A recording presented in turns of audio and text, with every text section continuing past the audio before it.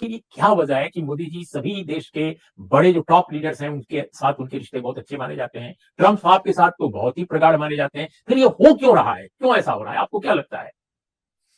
उमेश जी, अगर पिछले कुछ हफ्तों के आप घटनाक्रम को देखें तो यही लग रहा है कि ट्रंप जैसे कि मोदी के साथ खेल रहे हैं।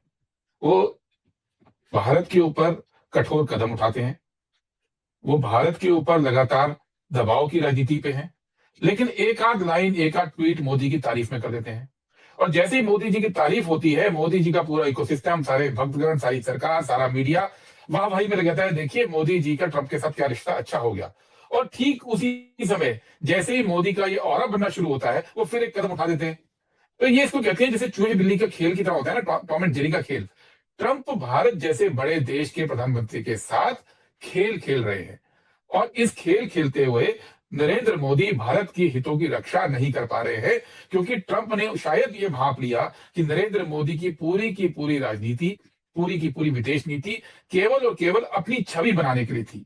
उस छवि में ट्रंप गुब्बारा भरते हैं और फिर पिन चुभोते हैं, गुब्बारा भरते हैं फिर पिन चुभोते हैं, और इस पूरे घटनाक्रम के अंदर केवल और केवल नुकसान भारत के लोगों का हो रहा है। और कल जो फैसला हुआ, जिसमें कि H1B वीजा, जो कि भारत के प्रोफेशनल्स इस्तेमाल करते हैं, पिछले साल जितने भी यूएस गवर्नमेंट ने H1B वीजा इशू किए, 71% वो केवल भारतीयों के लिए थे।